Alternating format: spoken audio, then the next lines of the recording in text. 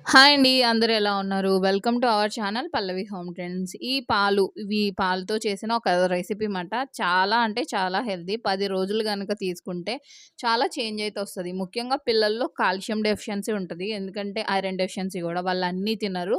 ఇది పెద్దవాళ్ళకి కూడా యూజ్ అవుతది. ఒకసారి గనుక ఇలా పెడితే కాల్షియం తగ్గిపోవడం వల్ల పిల్లలకి టీత్ త్వరగా అంటే పుచ్చిపోవడం, నెక్స్ట్ నెయిల్స్ త్వరగా విరిగిపోవడం, మనలో అయితే నడుము నొప్పి రావడం, ఇంకా చాలా ఇష్యూస్ ఉన్నాయి కదా! 30+ అయిన వాళ్ళకి కాల్షియం డెఫిషియన్సీ స్టార్ట్ అవుతది. అలా కాకుండా ఉండాలంటే ఇలా చేసి తాగండి పాలని. చాలా చాలా హెల్తీ. ఫస్ట్ పాలు నేను కొంచెం వాటర్ యాడ్ చేసి స్టవ్ మీద పెట్టాను. ఇవి మరిగేలోపు ఇక్కడ నేను తీసుకుంటున్నవి ఎండు ఖర్జూరాలు మనకి సూపర్ మార్కెట్‌లో దొరుకుతాయి. నేను రాత్రే ఒక 5 ఎండు ఖర్జూరాలని వేసి నానబెట్టాను. ఇవి పొద్దున్నకి చక్కగా నీళ్లు పీల్చుకొని ఇలా నాని ఉంటాయన్నమాట. దీనికి పైన కాడ ఉంటుంది చిన్నది. అది తీసేసి లోపల గింజలు తీసేసుకోవాలి. మనం చేత్తో తీసుకుంటే రాదు గానీ నైఫ్‌తో కట్ చేసుకుంటే సరిపోద్ది. ఇది నార్మల్‌గా తిన్నా చాలా మంచిది.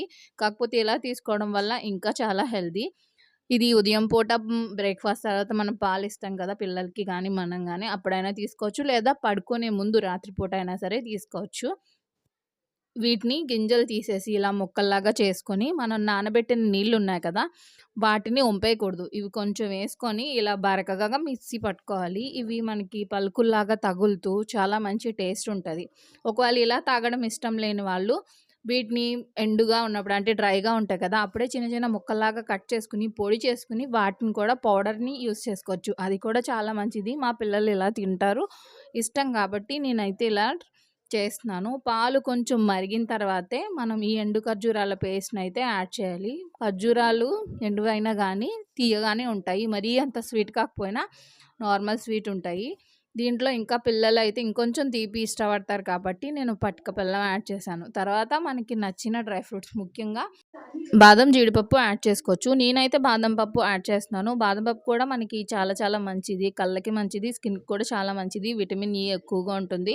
అందరికీ తెలిసిందే. ఒకవేళ మీరు నానబెడితే గనక నానబెట్టిన బాదము, నెక్స్ట్ డ్రై డేట్స్ కలిపి మిక్సీ పట్టి కూడా వేసుకోవచ్చు. నేనైతే ఇక్కడ ముక్కల్లాగా కట్ చేసి వేస్తున్నాను. నేను ఇందాక చెప్పాను కదా! డ్రై డేట్స్‌ని పౌడర్‌లాగా చేసి కూడా వాడుకోవచ్చు. చాలా అంటే చాలా మంచిది.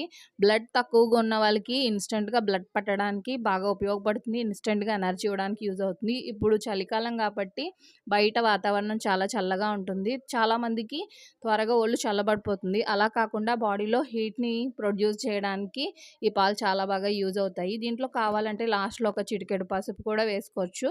యాంటీ బ్యాక్టీరియల్, యాంటీ ఫంగల్ ఇంకా చాలా రకాలుగా యూజ్ అయ్యి ఇమ్యూనిటీని బూస్ట్ చేయడానికి పసుపు కూడా యూజ్ అవుతుంది. నేనైతే ఇక్కడ పసుపయితే వేయలేదు.